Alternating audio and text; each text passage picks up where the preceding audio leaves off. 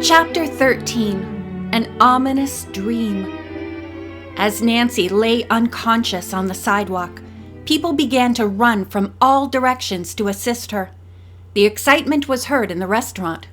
Aunt Eloise, Bess, and George dashed outside. "Oh, Nancy!" her aunt cried, hurrying to her side. "What happened?" she asked the bystanders. A Chinese man pointed to a large, broken flower pot on the pavement. "This apparently fell on the young lady. Can I be of help to you?" "It is pretty chilly out here," Aunt Eloise said. "I think we should carry my niece into the restaurant." By this time, Nancy's eyelids were fluttering. Bess and George sighed in relief, sure she would be all right. George decided to stay outside as strong arms carried Nancy to the restaurant. "Bess, I'm going to find out how this flower pot happened to fall," George declared, holding her cousin back. "Maybe it toppled off a windowsill accidentally, but on the other hand, it might have been thrown deliberately." Bess nodded grimly. She looked upward above the storefront and said, "There's a light in the second-floor apartment, but not in the third."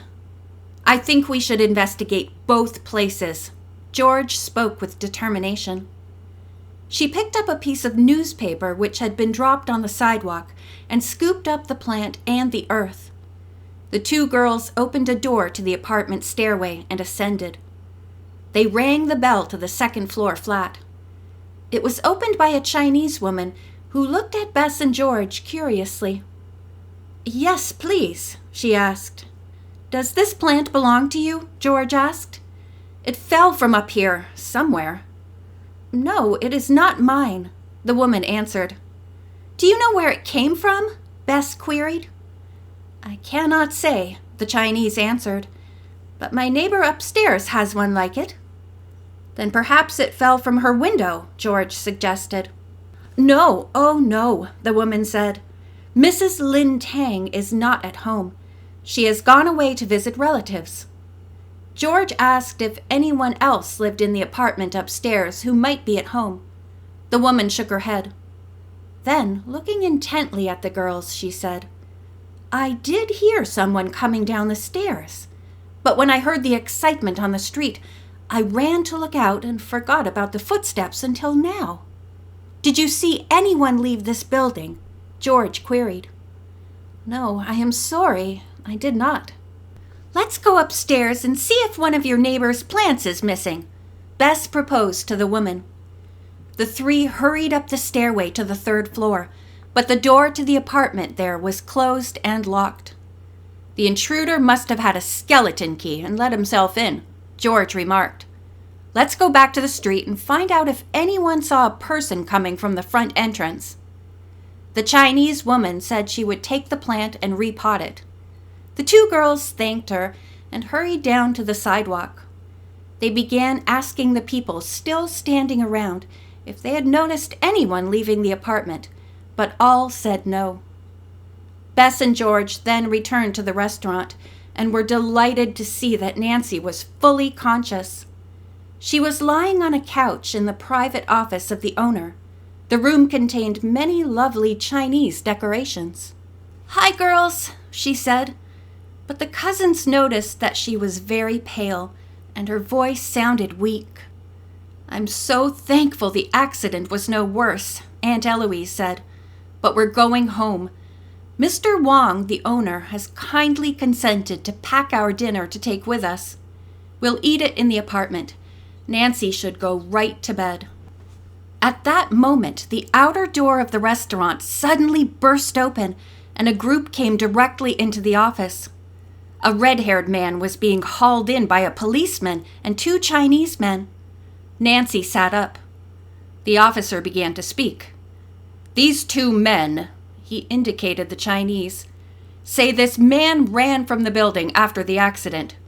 They had seen the flower pot hurtle down and thought he might have tossed it on purpose, so they went after him. I was on the corner and took up the chase. Have any of you ever seen him before?" "I'll say I have," George declared. "He tried to kidnap me once." "And me another time," Bess added. "What?" the policeman exclaimed. "You're crazy," the prisoner shouted. "I never saw these girls before in my life." "Perhaps you don't recognize me," George said with a bitter smile. "The last time you saw me, you thought I was Chi-Che Soong." The man started perceptibly, but he kept up his bluster. "Officer, this is ridiculous. I admit I was in the apartment house. I went to the 3rd floor to visit the people there, but nobody was at home. I don't know anything about a flower pot. You have no right to hold me." "Yes, he has," Bess spoke up. "My friend Nancy Drew and I were trailing you that day you tried to kidnap my cousin. You found out from the driver of the stolen car that you had grabbed the wrong girl. Then you jumped into the car alone and raced off with the driver. We found out later you had stolen the car." "There's not a word of truth in what she's saying," the prisoner insisted. "I'm leaving." "You'd better not even try," the policeman told him firmly. "Is there anything else you girls can tell me about this man?" Nancy answered, "Everything my friends have said really happened, officer. Also, the driver who was waiting for this man told him he had phoned to somebody named Ryle." She turned to the prisoner. "Who is he?" "I don't know anybody by that name," the man replied defiantly. "Suppose you tell us who you are," the policeman prompted. The man refused to talk, so the officer went through his pockets. He pulled out a wallet and opened it. It contained a driver's license issued to Ferdinand Breen. "I think we have enough evidence to hold you, Breen," the officer stated. "If you don't," George spoke up, "here is something else. We heard that the man named Ryle and a companion were trying to sell some jade that was thought to have been smuggled into this country." Once more, the prisoner jumped and gave George an angry look, but he said nothing. The policeman asked to use the desk telephone. Mr. Wong nodded, and the officer called for a patrol car. Soon it arrived, and the prisoner was led away. "I'm sorry that you have had this unpleasant interruption in your business," Aunt Eloise apologized to Mr. Wong. "I am always glad to see law and order carried out." The restaurant owner bowed. "Please, Miss Drew, do not let the matter disturb you. The package containing your dinner is ready. I have called a taxi and it is waiting at the door." "Thank you very much," Aunt Eloise and the girls said, as Nancy arose and they walked out. Nancy added, "I spoiled our little party, but someday I shall come back." Mr. Wong smiled and said he was glad to hear this. As soon as they reached Aunt Eloise's apartment, Nancy had some hot tea and went to bed. Soon she was sound asleep. After the others had eaten the delicious Chinese food, George said, "It isn't too late. Bess, let's go to the hospital and see Grandpa Soong. Maybe we can cheer him up." "You're not going to tell him what happened today?" Miss Drew asked quickly. "Oh, no," George replied. "All right," Aunt Eloise said, "but please take a taxi both ways for safety." The two girls promised to do so and left. Aunt Eloise went to the telephone and called Captain Gray to relay the Chinatown incident. He told her he had just read of Breen's arrest on the police teletype. The officer inquired solicitously about Nancy's health and was relieved to hear she had not been severely injured. "I'm going to talk to the prisoner right now," he said. Bess and George reached the hospital only 20 minutes before visiting hours would be over. The cousins were shocked when they saw Grandpa Soong. He was very listless and pale. A nurse who was in the room told them he had eaten practically nothing that day. "I am not hungry," the Chinese said weakly. "I am greatly worried about my Chi-Che."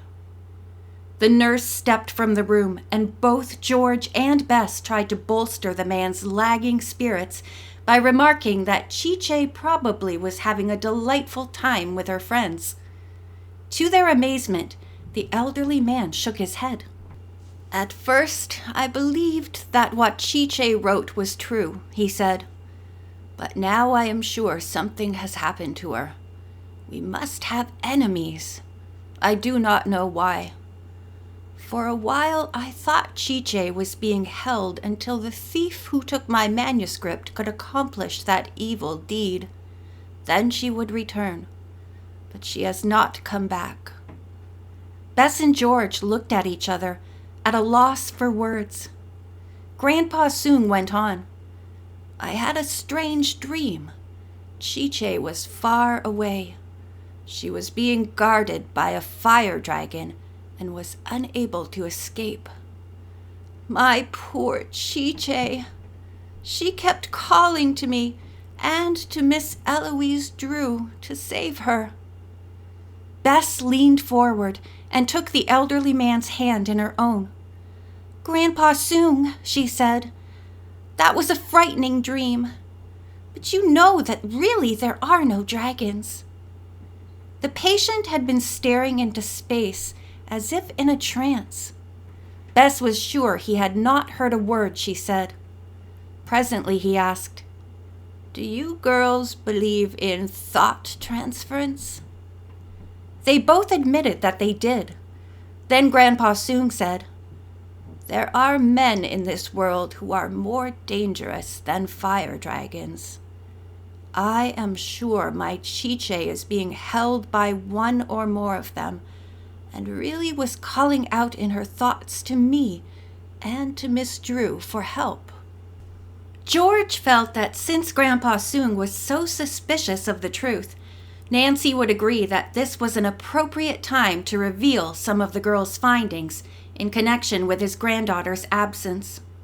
She told him about the various episodes in the bookshop where Chiche had worked, including the fact that Nancy had seen a man open the safe in the private office and take out what appeared to be a manuscript.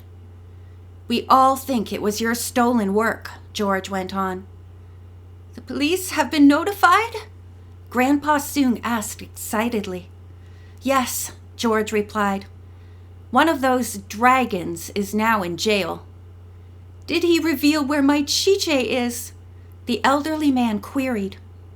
"Unfortunately, no," George answered. "But we have several clues to the rest of the gang." George stopped speaking, for at this moment the nurse returned. She had a delicious-looking eggnog on a tray. "Mr. Soong, won't you please drink this?" she asked, smiling. Without being helped, the elderly man suddenly sat up in bed. "I feel much better," he said. "My visitors have cheered me considerably. Yes, I will drink the eggnog." The nurse looked pleased. She set it on his nightstand and again went off. As Grandpa Soong sipped the drink, he begged to hear more. Bess and George told how Mr. Stromberg seemed to be mixed up with the dragons, and that it was just possible he and some of his friends had fled to Hong Kong.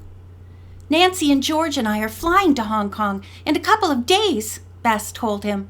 "Hong Kong!" Grandpa Soong repeated excitedly. "If my Chiche has been taken there, she surely will be found. That is my twin brother's home. You must contact him as soon as you arrive." "We will be very glad to do that," Bess said. "My brother, Lee Soong, is retired now," Grandpa Soong went on. "But at one time, he was head of the police department of Shanghai." "Oh, this is wonderful news," Bess exclaimed. "We will all work together. Between the New York and Hong Kong police and your brother and Nancy Drew, this mystery should be solved very quickly."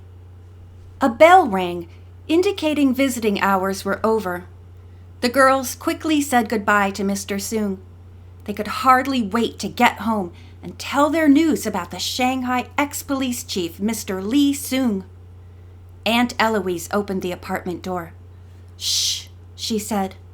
"Nancy mustn't hear me, but I'm terribly worried." End of chapter 13.